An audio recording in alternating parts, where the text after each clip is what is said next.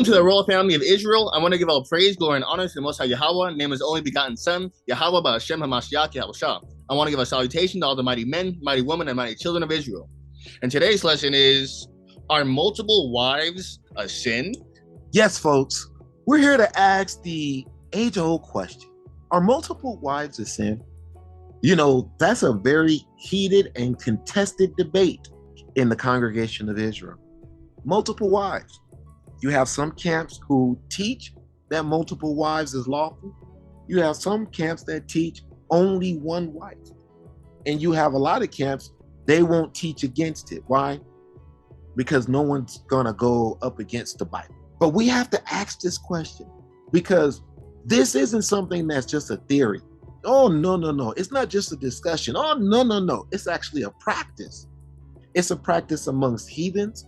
It's also a practice amongst Christians. It's also a practice amongst Israelites. So we want to know, are multiple wives a sin? Don't forget to subscribe and hit the like button. How many wives for real? Now, big boy, that one I always leave the speculation. Really? I like it. I like that people guess. Okay, well just do this. I have one. Do you have more than me? Yes, without a doubt. Wow. See, your life is difficult because you got to just focus on one thing all the time. That's difficult? It's difficult, yeah. So it's the more easier wives, to, the better the life. It's easier to focus on more? It's a lot more. Oh, wow. Okay, explain that to me because it feels like this one that I have, This is that awesome. focus, it seemed like it'd be harder to focus on more. Well, okay, put it this way. And I would hate to put an analogy this way because I don't want it to be taken differently. But It will. when you have Social media. Yeah, it will anyway. So what? So let's say hypothetically you got 4 Ferraris, Uh-huh. different colors. Right. Every day you dress your outfit, you know which one to pull in, right? It makes your life easier. But when you have only one red one, Right. then you're like, damn, how am I gonna look in this one tomorrow dude. and the next week? Right. So every day is a concentration of how, you can't wear the same outfit every day, Bro, it Hey, makes bro, perfect let me sense, tell dog. you. Hey, man. right? So On life the makes real- it easy because you're not. Yeah, Hey, that man. variety makes life freer. That It makes it open. no fucking sense to me at all. Perfect. And No, I'm see, gonna big boy, you let don't you want it to make fake. sense. I'm gonna let you fake and for one, you should have gave me a better analogy. Because what did he say? 4 Ferraris? Yeah, I can't even think of 4 Ferraris right now. You got to give me like 4 hoodies. Like you got 4 hoodies. Okay, you got 4 hoodies. Right. Now, every day, you got a choice of which hoodie to wear without even double thinking because you have the choice to make. One hoodie, you can't wear that every But day. these hoodies that I have, right? Different color? They don't have to be in different households unless you got it like that too. They don't have to be like in different households. They don't have to have different wants and different needs. Like, that's a lot of attention. Yeah, a hoodie is just like this. You know what I'm saying? And I go get the hoodie and I put the hoodie on. Pose right But now. it's totally different. Is having multiple wives a sin? Part 2. Check it out. Recap from part 1. Having multiple wives is called polygyny. So to ask, is polygyny a sin, is the same thing as asking, is monogamy a sin? Both family practices are righteous in God's eyes as long as the man is leading his wife or wives to Christ. Moses, who wrote "Thou shalt not commit adultery," had 2 wives. And King David had 7 wives, and then he slept with another man's wife, and when he slept with another man's wife, that was considered adultery. But that was Old Testament. Well, in the New Testament, the qualifications for a bishop is to be a man of 1 wife. And the reason that was emphasized in the New Testament is because it's not a sin. Now, I'm married, and just because my wife and I practice monogamy does not mean we're going to hell. Same thing for a Christian family that chooses to practice polygyny. That does not mean they're sinning. And just because all things are lawful don't mean they're expedient. Totally up to you and God. In this part of the world, when women get married, they crawl into their husband's room. They move like docile sheep, crawling slowly on the ground. The men in this place can marry multiple wives, sometimes up to 3 or more. This is the Eximba tribe in a remote African primitive tribe. Due to a significant gender imbalance in the tribe, they have continued the custom of polygamy.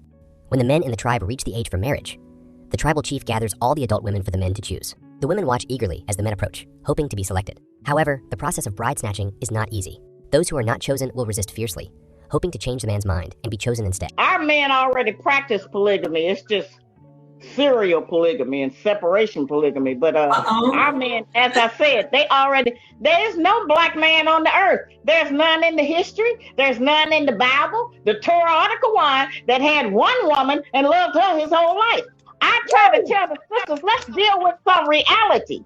I'm not talking about fornication and adultery. I'm not talking about no man running around after a bunch of women just to have sex. I'm talking about that there are men that genuinely love 1, 2, or 3 women. Yes. Okay? So we saw some issues pertaining to having multiple wives. Listen, folks, we want to be real clear, because the children of Israel did not hearken upon the voice of the Lord to obey his laws, statutes, and commandments. We are cursed. And what's part of those curses? We were sent into slavery. We were scattered all over the earth, ladies and gentlemen, in bondage.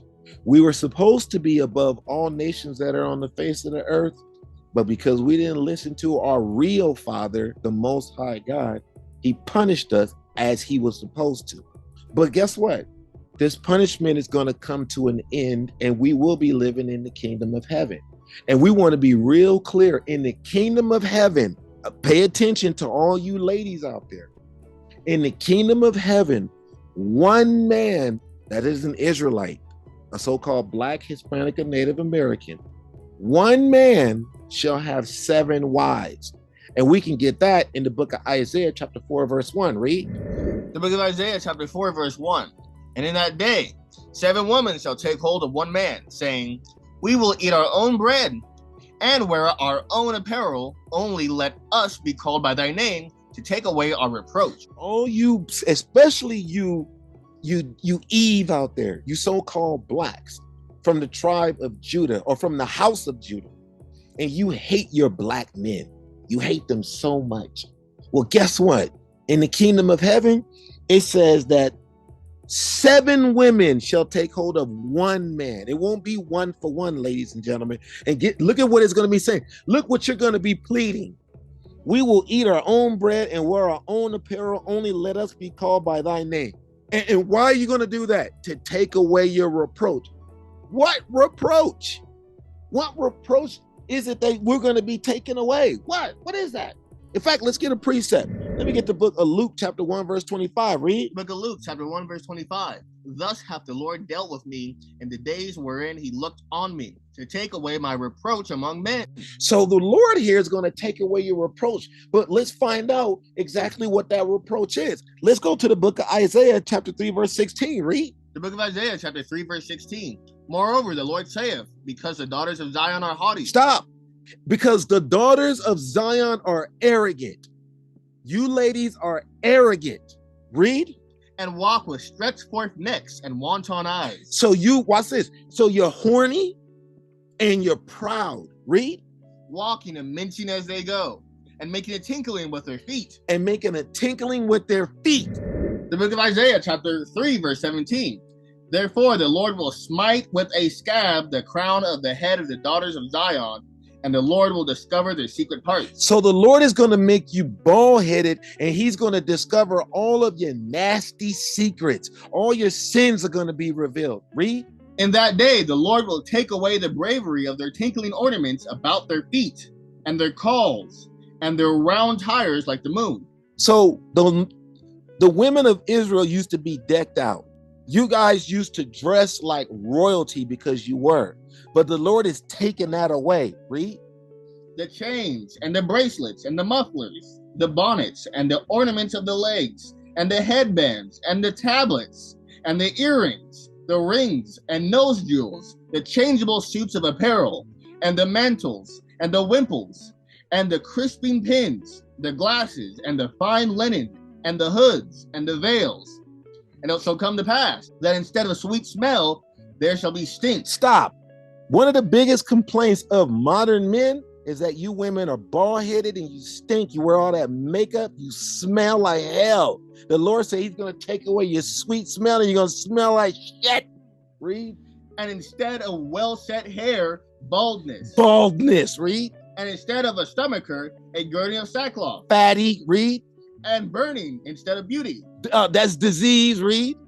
Thy men shall fall by the sword. And your men are all going to be dead. They're all going to get killed by the police and by other blacks. And thy mighty in the war. And her gates shall lament and mourn. And she, being desolate, shall sit upon the ground. So guess what, ladies? This is the reproach that the Lord is going to take away. So when we go back to Isaiah chapter 4, and in that day, 7 women shall take hold of one man, saying, we will eat our own bread and wear our own apparel. Only let us be called by thy name, not your own name. You know, a lot of you women will get married to a man and you'll keep your last name. You won't even take the last name of your husband. Well, right here, ladies, you're going to be bowing down. You're going to be submitting like you're supposed to. And right here, look where it says, only let us be called by thy name to take away our reproach. And we just read what your reproach was. You're bald-headed, fat, and you stink. But now, let's talk about multiple wives. You see, before we get into whether or not you can or you can't, we're here to tell you, according to the scriptures, you can have multiple wives. We're not beating around the bush. We're not going to do 88 precepts just to get to whether or not you can or you can't. The scriptures allow for it. However, just because it's lawful, there's no scripture that says thou shalt have 2 wives. That doesn't exist. That's not a commandment, ladies and gentlemen. Just because something is lawful does not mean that it is expedient, otherwise helpful. And we can get that in the book of 1 Corinthians chapter 10, verse 23. Read. The book of 1 Corinthians chapter 10, verse 23. All things are lawful for me, but all things are not expedient. All things are lawful for me, but all things edify not. So you see, folks, just because multiple wives are in the Bible and it's lawful, it's not against the law. Right here, Paul is saying it's not edifying. It's not expedient. It's not helpful. I want you to imagine the women that you're talking about trying to make multiple wives are the same women that were on those slave ships with you. They're the descendants of the same people that went through the curses with you. These are the Shaniquas, the Nenes, the Bebes. These are the same ones. And you talking about putting 2 Shaniquas in your house, 3 Shaniquas in your house, 4 Shaniquas in your house. That's talking about all of them want Dolce and Gabbana. Every last one of them, they want all your attention. Every last one of them, all the things that you think you love or that you hate about these sisters, now you'll have 4 of them. Instead of dealing with 1, you'll have 2, you'll have 3, you'll have 4. And you out of your mind if you have 5. One of them can send you over the edge. And you talking about carrying 4 or 5? Right here, Paul said all things are lawful, but not all things are helpful. It's not helpful to have 4 women who are going through the same curses as you living in your house. Because one of them, the spirit of Satan is going to jump on her and ruin your whole get down. Why? Because she's going to be upset about something you did or didn't do. If a man desires the office of a bishop, he should be blameless and the husband to 1 wife. And we can get that in the book of Titus chapter 1, verse 6. Read. The book of Titus chapter 1, verse 6. If any be blameless, the husband of 1 wife, having faithful children, not accused of riot or unruly. If any be blameless, the husband of 1 wife. That's the key thing here, ladies and gentlemen. The husband of 1. That's more edifying in this captivity that we're living in. There's no account of anyone who's in captivity having multiple wives. Yes, ladies and gentlemen, sex is marriage. And you as the Israelite really should be taking your new wives that you got in their virginity. In fact, we can get that in the book of Leviticus chapter 21, verse 13. Read. The book of Leviticus chapter 21, verse 13. And he shall take a wife in her virginity.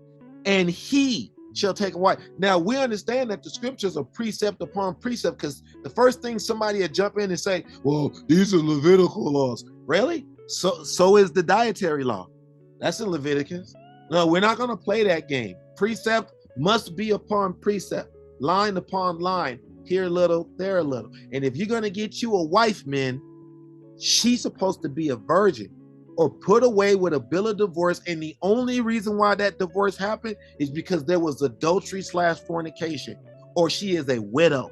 Because the problem is that whore that you bringing into your house who has 18, wait, do you know that some of these women are walking around with 50 and 60 bodies? That's 50 and 60 dinglings that been inside of them, putting scum inside of them. They're not going to pair bond with you to do what? Where we keep their hair covered and say shalom and Lord and all. They're not doing that with you. You know why? Because they're scummed out.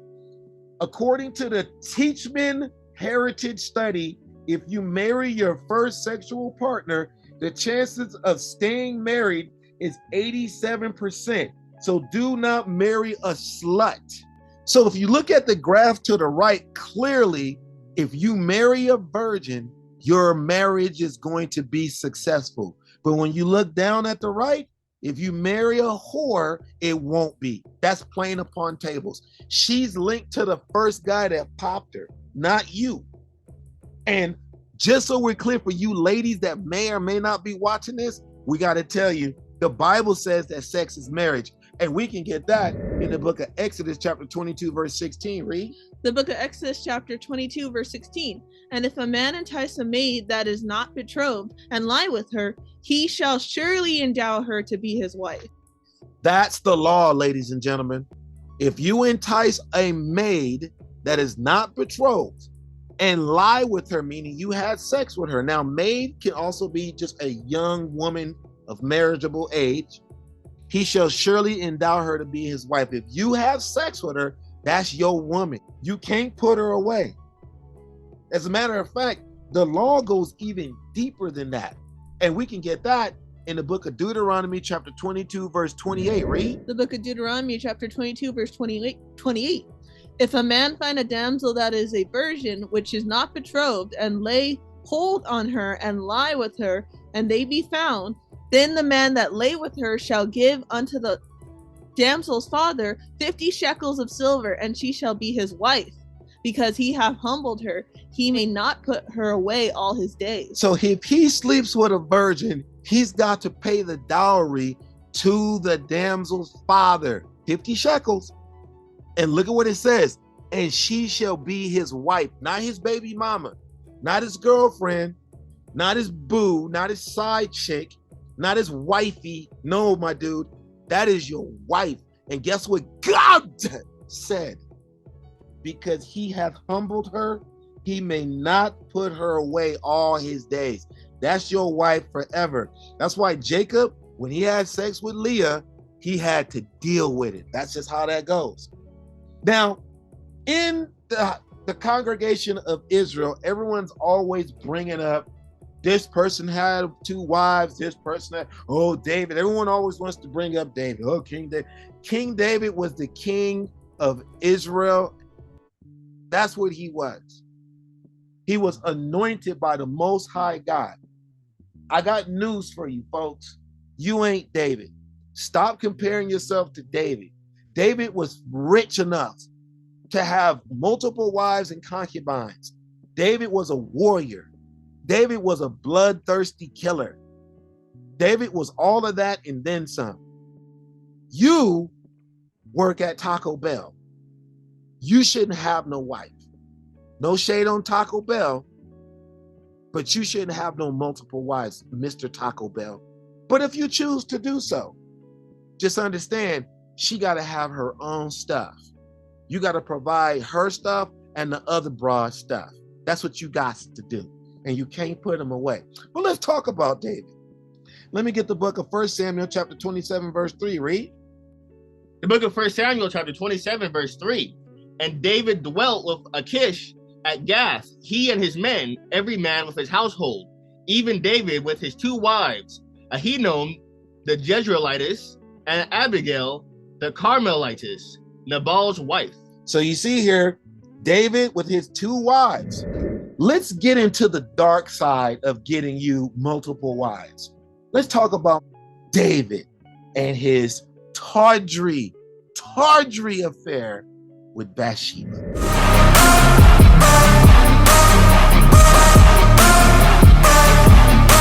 So today we're going to be covering the story of King David and the sin that he got punished for. The story of David and Bathsheba. David was the king of Israel, and one day he saw Bathsheba, the wife of one of his soldiers, bathing on a rooftop. He was overcome with desire and sent for her, despite knowing she was married. They had an affair, and Bathsheba became pregnant. David tried to cover up his sin by bringing Bathsheba's husband Uriah back from the war and encouraging him to sleep with her so that the child would be presumed to be Uriah's. But Uriah refused to indulge in such pleasures while his comrades were still fighting on the battlefield. Desperate to hide his affair, David arranged for Uriah to be sent back to the front lines and ordered his soldiers to withdraw from him, leaving him exposed to enemy fire. Uriah was killed, and David took Bathsheba as his wife. The prophet Nathan confronted David about his sin, and David repented. But God still punished David by taking the life of the child that Bathsheba bore. Despite the tragedy, David and Bathsheba eventually had another son, Solomon, who would go on to become one of Israel's greatest kings. Let's start with the book of 2 Samuel, chapter 11 and verse 2. The book of 2 Samuel, chapter 11, verse 2. And it came to pass in an evening tide that David arose from off his bed and walked upon the roof of the king's house. And from the roof he saw a woman washing herself, and the woman was very beautiful to look upon. So this is the story of our King David, king of Israel.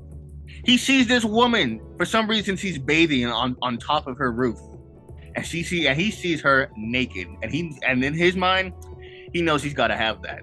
All right. So now let's keep going on, and let's get verse 3. Read. Verse 3. And David sent and inquired after the woman, and one said, "Is not this Bathsheba, the daughter of Elam, the wife of Uriah the Hittite?" So David was so down bad for this woman. He sent somebody to go ask about her, to see if he could get his hands on her. All right. And he was questioned. All right. Rightfully so, because she's already another man's wife. Yeah, this is what King David, it seems like this is what he's into.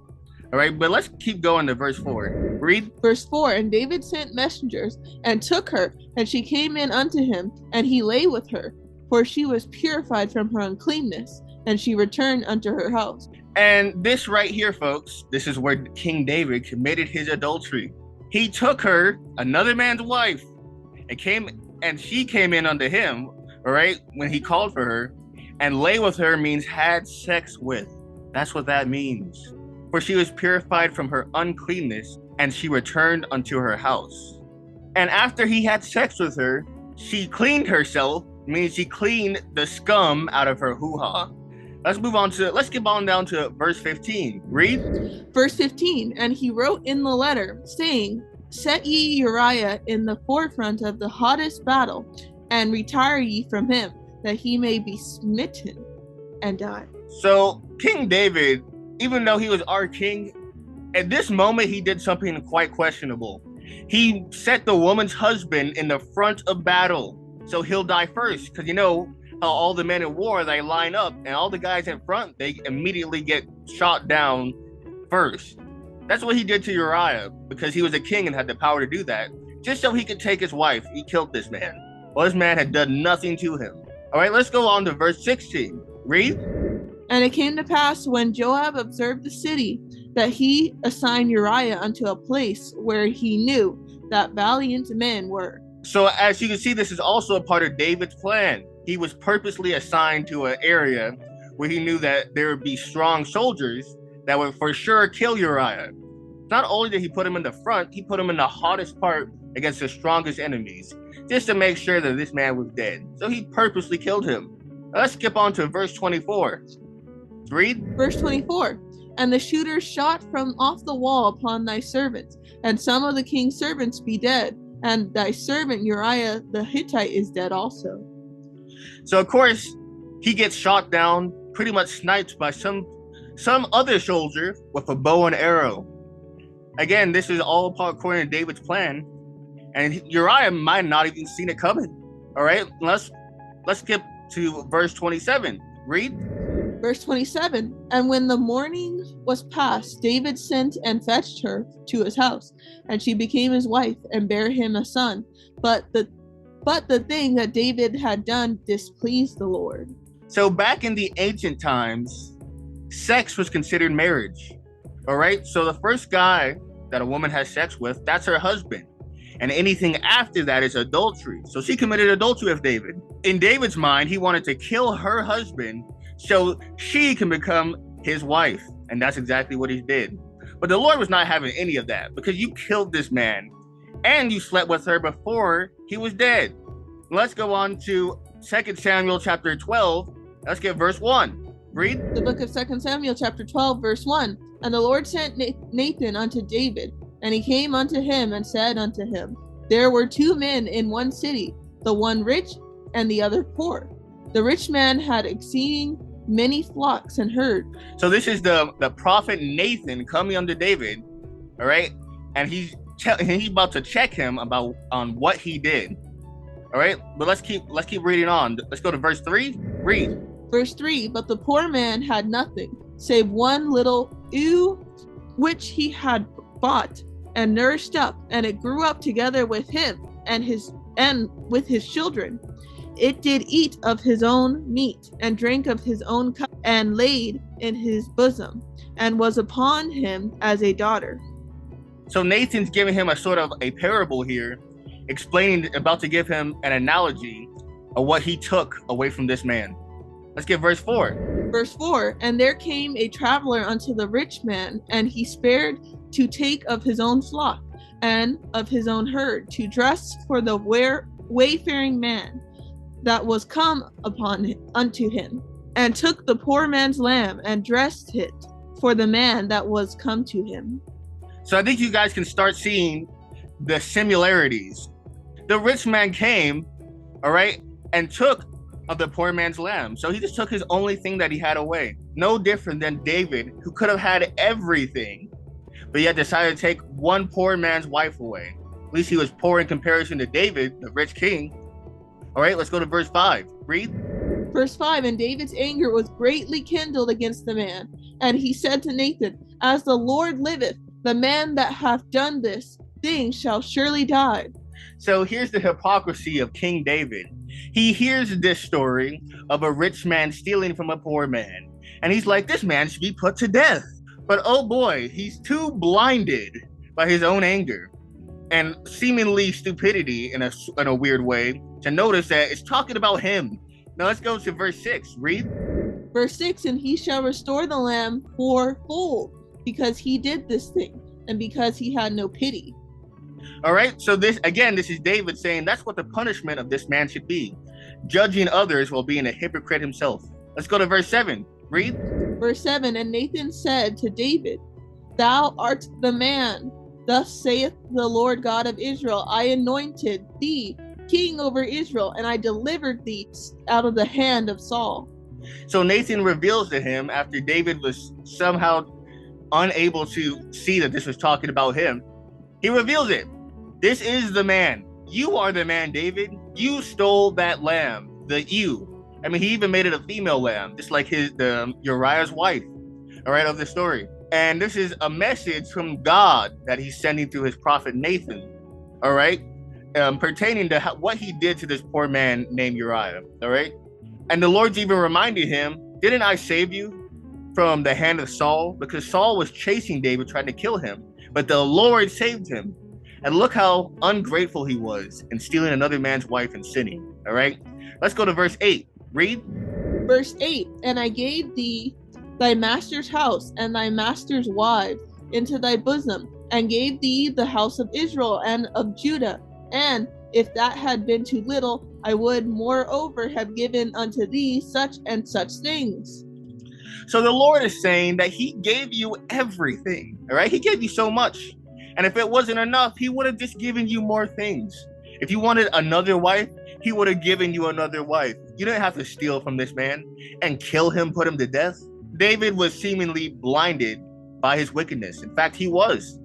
Right? A demon came upon him, and he did not shake that evil thought away. He gave into it. Let's go to verse 9. Read. Verse 9, wherefore hast thou despised the commandment of the Lord to do evil in his sight? Thou hast killed Uriah the Hittite with the sword, and hast taken his wife to be thy wife, and hast slain him with the sword of the children of Ammon. So the Lord is saying, he's calling David ungrateful. He gave him all this stuff. He gave him the kingship. He gave him the kingdom. He gave him money, right? Like David already had his wife, yet he wanted to steal from another man, and he forsook the commandments of the Lord. And so now the Lord is going to have something for him. There's going to be a punishment for David, all right? Let's keep going on to verse 10. Read.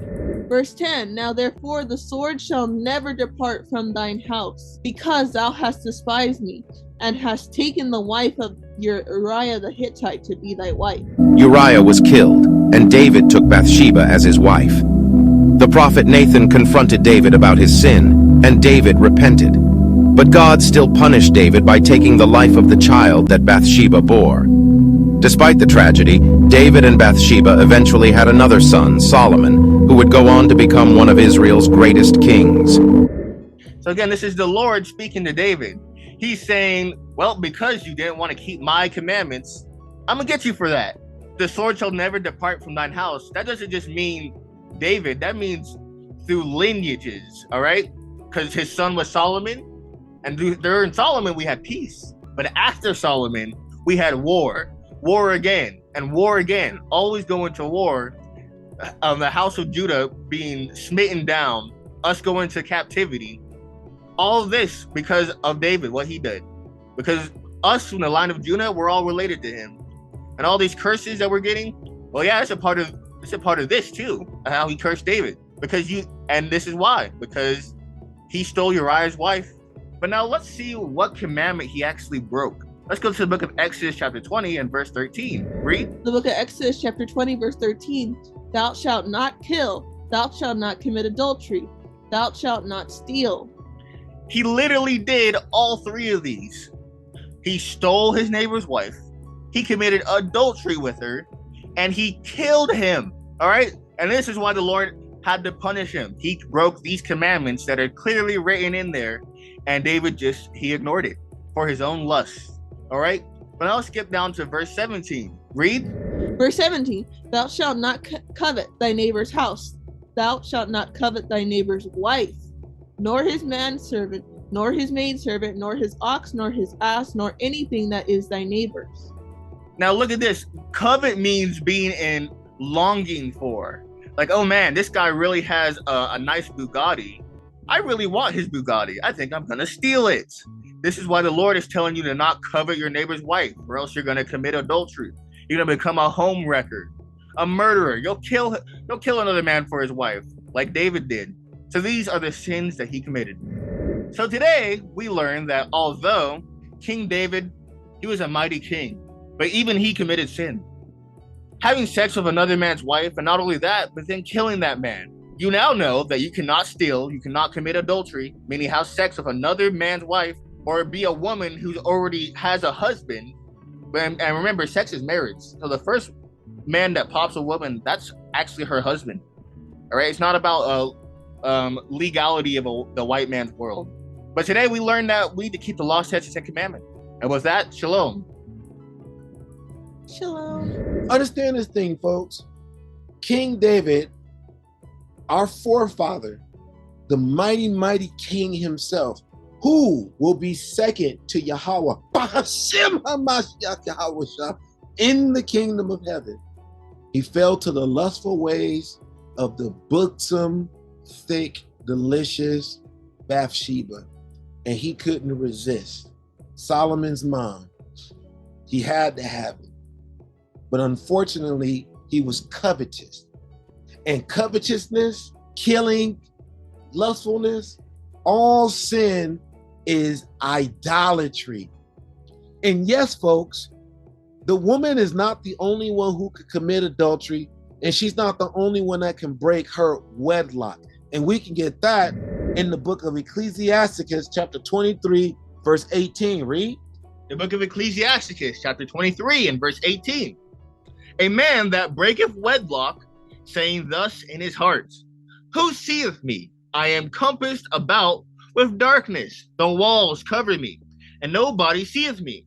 What need I to fear? The Most High will not remember my sins. And here's the problem with a lot of you Israelites, is that you'll have 2 wives, but then you'll go off behind your wife's back and go have sex with a woman. You didn't talk to them about proving this woman first. Nope, you didn't send her through any type of proving regiments or anything. Nope, you just went and had sex with her. In fact, she's your side piece. She wears tight pants. She wears whatever the hell she wants. You don't hold her to the same order as your 2 wives that are keeping the law, statutes, and commandments. You have them in prison. But your side chick, you let her do whatever you want. Y'all probably over there smoking weed. You think that just because y'all tucked away inside of her little house somewhere, that the Most High God don't see you. Do you know that the Most High God has angels all over the place? And all they do is report on what you do and what you don't do every single day. The Most High has eyes brighter than 10,000 suns, and we can get that in the book of Ecclesiasticus, chapter 23, verse 19. Read. The book of Ecclesiasticus, chapter 23, verse 19. Such a man only feareth the eyes of men, and knoweth not that the eyes of the Lord are 10,000 times brighter than the sun, beholding all the ways of men, and considering the most secret parts. He sees everything. He knows all. Satan don't know all. A lot of you guys give Satan all kind of powers, all kind of authority. He don't know all. He's not omnipotent. He's not all powerful, all present. The only one that is like that is the Most High God. Not even Yahweh is like that. If you're considering multiple wives, you need to make sure, men, that you let your wife know that that's what you want. You know why? Because the Lord loves the unity of brothers and a man and a wife that agree. And we can get that in the book of Ecclesiasticus, chapter 25, verse 1. Read. The book of Ecclesiasticus, chapter 25, and verse 1. In 3 things I was beautified, and stood up, beautiful both before God and men. The unity of brethren, the love of neighbors, a man and a wife that agree together. So the Lord loved the unity of brethren. Blacks and Hispanics, Native Americans, especially you men, when y'all see each other, greet each other, show love to each other. Y'all should come together. And then it says the love of neighbors. Hey, and that's not talking about Tom that lives next door. This is talking about the so-called Blacks, Hispanic, and Native Americans, the children of Israel, the descendants of the transatlantic slave trade, the sub-Saharan African slave trade, and those that went into Assyrian captivity. And then it says a man and a wife that agree.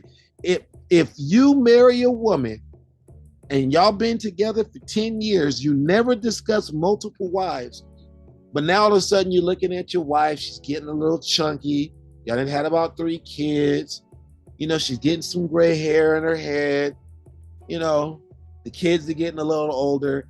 Now all of a sudden you come to your wife and you're like, I want to take on a second wife. Well, that's not what she signed up for 10 years ago.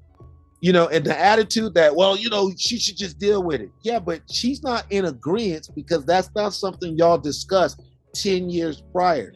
Well, he's at liberty to change his mind. Let me say it again. She, in her heart, is not in agreement. Did you see the scriptures, guys? In 3 things, I was beautified and stood up beautiful before God and men. Now, let's talk about what the Lord don't like. Ecclesiasticus 25 and 2. 3 sorts of men my soul hateth. Pay attention, kings. And I am greatly offended at their life. A poor man that is proud. You can't tell him nothing. That's the hard part. You can't tell a proud man anything. A rich man that is a liar. And watch this, an old adulterer that doted. You offer oblations to your little side chick that you got.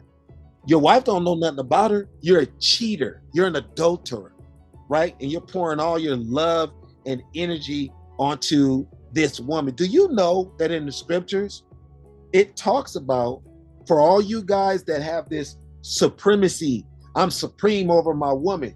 Do you know that it is possible to have an agreement with your wife that you're not going to take multiple wives? As a matter of fact, let's get an account of that, of our forefather Jacob And the father of Leah and Rachel, his name was Laban. Let's get into it. Let me get the book of Genesis chapter 31, verse 49. Read. The book of Genesis chapter 31, verse 49. And Mizpah, for he said, the Lord watch between me and thee, when we are absent one from another. Okay, so right here, he's saying watch, because the Lord is between me and you. So even when you're not around me, so this agreement is going to stand, read. If thou shalt afflict my daughters. So if you go around slapping his daughters, abusing his daughters, read. Or if thou shalt take other wives beside my daughters. I want you to read that one more time, because this is an agreement. So for all you guys that are like, well, she's just going to have to do, oh, no. Y'all can make an agreement before you get married. Look at this agreement right here. Read. Or if thou shalt take other wives beside my daughters. How come nobody don't never read this? How come don't nobody never read this right here? Y'all will go to the scriptures that say, oh, you got two wives. Yeah, you got two wives. Let's go right here where it says, or if thou shalt take other wives besides my daughters. No man is with us. See, God is witness betwixt me and thee. So God is watching you. I'm not going to send nobody, no guard dog. God is watching you. And Laban said to Jacob, behold this heap, and behold this pillar which I have cast betwixt me and thee. Okay, so that's a heap of stone or dung. Read. This heap be witness, and this pillar be witness, that I will not pass over this heap to thee. So he's saying, I'm not going to pass over this stone to you. I'm not coming to get you. Go. And that thou shalt not pass over this heap and this pillar unto me. So you're not coming back over here. This is an agreement being made. Go. For harm. For harm. Ain't nobody for harm, right? Okay, watch this. Read.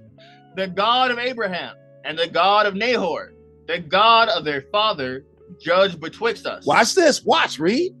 And Jacob sware by the fear. What did Jacob do? And Jacob sware by the fear of his father Isaac. Our forefather Jacob swore by the fear of his father Isaac. He swore, I ain't gonna lay hands, I ain't gonna afflict your daughters, and I ain't gonna take another wife other than your daughters. Read. Then Jacob offered sacrifice upon the mount, and called his brethren to eat bread. And they did eat bread, and tarried all night in the mount. And that's what they did. So yes, this is the account of Jacob, our forefather, whose name was changed to Israel, that I will not take. Now, some of you smart asses will say, well, what about the handmaid? The handmaidens belong to the women. Let me say it again. Now, understand this thing about multiple wives. On a spiritual level, the kingdom of heaven is like 10 virgins. And we can get that in the book of Matthew chapter 25, verse 1. Read. The book of Matthew chapter 25, verse 1. Then shall the kingdom of heaven be likened unto 10 virgins, which took their lamps and went forth to meet the bridegroom. Now, in this context, 5 of the virgins were smart. They had what was needed for the bridegroom, and the other 5 weren't prepared. So the 5 that were smart, they had their oil for their lamps. That's the 1/3 that's ready to go meet Yahweh. And the other 5 dummies, that's you 2/3. You're gonna wait to the very end, to judgment day, till the judgment is already made. All of a sudden now you want to try and get your shirt and cut up your fringes in it and get your Bibles and open it up and act like you've been doing this thing. It's going to be too late, because the 5 virgins who didn't have their oil for their lamp, they asked the 5 virgins who did have their oil, hey, give us some of your oil. And these ladies said, nope. This is the children of Israel. They said, nope, go get your own. So the 5 who didn't have their lamps, their oils for their lamps, went away. They went away to go and get the oil. That's when Yahweh came. And they went into the bedchamber, shut the door, and consummated the marriage. How you like that? But let's go to the scriptures that a lot of you Israelites love to go to justify you having multiple wives. Let's get into it. We ain't hiding nothing here. Let me get the book of Exodus chapter 21 verse 7, because this is talking about servitude. A Hebrew servant, not slave, servant. Read. The book of Exodus chapter 21 verse 7. And if a man sell his daughter to be a maidservant, she shall not go out as the men servants do. Now, the reason why that's so is because if you selling your daughter, you selling her body. The master is going to have her for his wife or his concubine. If she please not her master, who hath betrothed her to himself, then shall he let her be redeemed. If she please not her master. Now, what is it that she can do? She probably got a smart ass mouth, a bad attitude. She's a ruckus and rambunctious, a renegade. She's all three R's: ruckus, rambunctious, and a renegade. And he's like, I can't deal with it. He's supposed to release her. He is. To sell her unto a strange nation, he shall have no power, seeing he hath dealt deceitfully with her. He wasn't supposed to do that. He's not supposed to sell her to anybody. She's not a slave to be sold to, right? But watch this. Watch this. Now we're going to get into the nuts and the butt. And if he have betrothed her unto his son, if he betrothed her unto his son, read. He shall deal with her after the manner of daughters. So you got to treat her like the Israelite princess that she is. But let's get into it, read. If he take him another wife. So if that son takes another wife other than this that he has now, if he takes another wife, read. Her food, her raiment, and her duty of marriage shall he not diminish. Because she was a maidservant that was served. Excuse me. She was a maidservant who now became his wife. To them, she probably has a lower status. And the Most High is saying, you will not treat this Hebrew princess like trash. If you get another wife, everything you give to this new wife, you better make sure you continue to keep giving to this first wife, this Hebrew princess.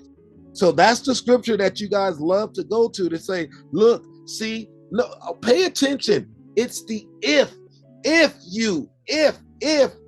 if not, thou shalt have multiple wives. Let's get into another scripture that you Israelites love to go to.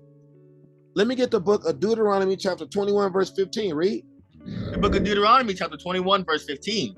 If a man have two wives, one beloved and another hated. So I want you to think about Leah and Rachel. Everyone knows that Jacob loved Rachel, but Leah felt like he hated her. She literally said it. My husband hates me. And they have borne him children, both the loved and the hated. So watch this. Leah had Reuben. Rachel had Joseph. Joseph was beloved beyond belief. But guess what? The blessings are supposed to go. Joseph was loved beyond belief, not Reuben. And they have borne him children, both the beloved and the hated. And if the firstborn son be hers that was hated. So we all know that Jacob was not a fan of Leah, but yet the firstborn son was who? Reuben. Read. Then it shall be, when he maketh his sons to inherit that which he hath, that he may not make the son of the beloved firstborn before the son of the hated, which is indeed the firstborn. Look, Reuben was a cat. And what you did, you're lucky, Reuben, and all you Reubenites, that the Most High didn't take you down. It's disgusting what you did. You had sex with your father's wife's handmaid. It's unbelievable what you did. And because of that, you lost the blessing. We're going to keep it 100. Joseph, who's probably the greatest son, he got the blessing. But you don't got the scepter. Judah got the scepter. Let's be clear about that. The book of Deuteronomy, chapter 21, verse 17. But he shall acknowledge the son of the hated for the firstborn, by giving him a double portion of all that he hath. So that actually was supposed to go to you, Reuben, but you messed up. And Simeon and Levi, you guys are violently strained. Judah, you're the top tribe. You guys got the scepter, but you ain't got the blessing. That's going to where? Joseph. Read. For he is the beginning of his strength. The right of the firstborn is his. They even say Reuben, the scriptures even say, Reuben, you're the strength. You know what? Let's get that. In regards to Reuben, the book of Genesis, chapter 49, verse 3. Reuben, thou art my firstborn, my might, and the beginning of my strength, the excellency of dignity and the excellency of power. Unfortunately, you're a freak bag, so unstable as water, thou shalt not excel, because thou wentest up to thy father's bed, then defilest thou it. He went up to my couch. So when we go back here to Deuteronomy 21 and 17, but he shall acknowledge the son of the hated for the firstborn, by giving him a double portion of all that he hath, for he is the beginning of his strength. He is the beginning of his strength, and the right of the firstborn is his. So let's be clear, ladies and gentlemen. Multiple wives, yes, it's in the Bible. But you know what else is in the Bible? Having one wife. And we can get that in the book of 1 Timothy chapter 3, verse 2. Read. The book of 1 Timothy chapter 3, verse 2. A bishop then must be blameless, the husband of one wife, vigilant, sober, of good behavior, given to hospitality, apt to teach. So a bishop must be blameless. Look, the husband of one wife. That's in the Bible too, guys. The scripture didn't say thou shalt have one wife, right? But you can't delineate. So you're not held in reproach just for having one wife. Neither are you held in reproach for having three. It's just in captivity, you're out of your mind. Have you seen these women? Have you seen them? If you have sex, men, with a woman and she doesn't agree that sex is marriage, you're dishonoring marriage. And marriage is honorable. And we can get that in the book of Hebrews chapter 13, verse 4. Read. The book of Hebrews chapter 13, verse 4. Marriage is honorable in all, and the bed undefiled, but whoremongers and adulterers God will judge. Hey, if she's not a virgin, if she's not put away with a bill of divorce or a widow, she's an adulterer and you're an adulterer too, sir. And whoremongers are going to be judged by the Most High God. While in this captivity, men, what you should be concerned about is loving your wife, because you are one with your wife. And we can get that in the book of Ephesians chapter 5, verse 28. Read. So ought men to love their wives as their own bodies. He that loveth his wife loveth himself. If you love your wife, you love yourself. Read. For no man ever yet hated his own flesh, but nourisheth and cherisheth it, even as the Lord the church. For we are members of his body, of his flesh, and of his bones. So no man ever hated his own flesh. So don't treat your wife like you hate her by all of a sudden coming along talking about, you know what? I changed my mind. I think I'm going to take on an extra woman. And she's like, wait a minute, what? We built this life together. I signed on for this. I didn't sign on for that. We never talked about it. You defrauded me. For this cause shall a man leave his father and mother. So you're no longer under the jurisdiction of your parents. Read.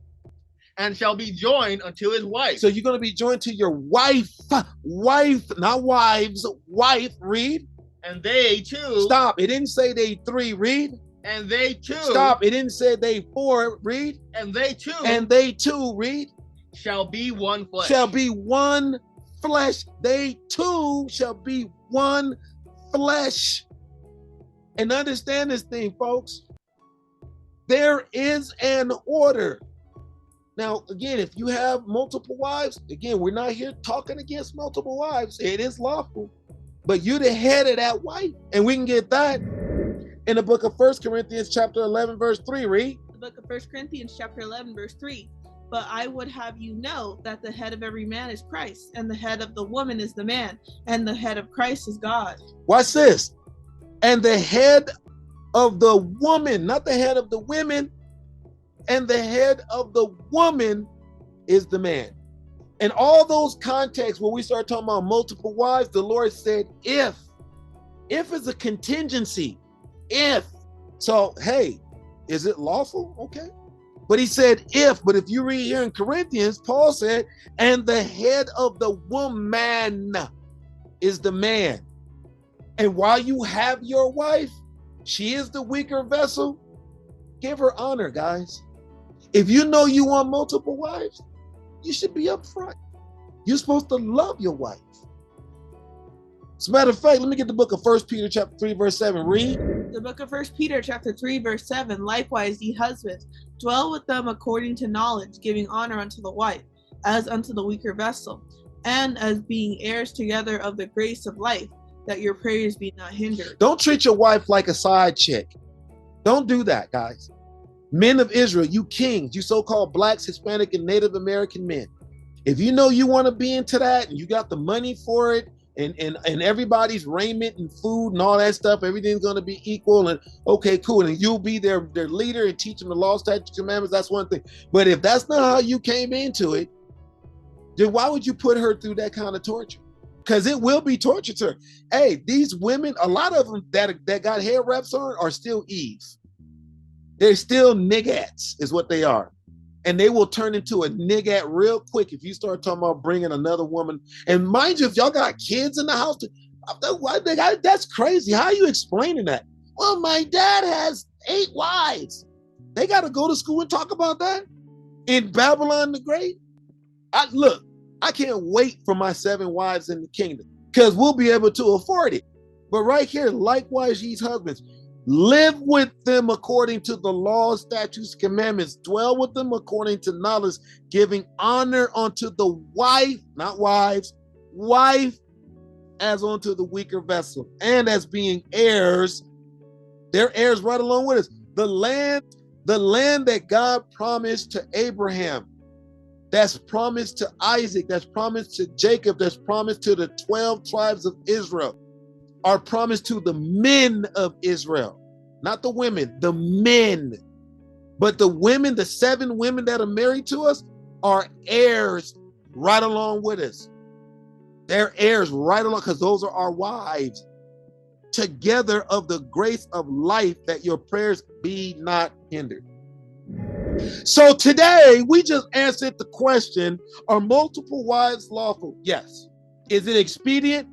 Probably not. Not here in this captivity. Is it going to happen in the kingdom of heaven? Yes, yes, and yes. And with that, shalom. Shalom. Shalom.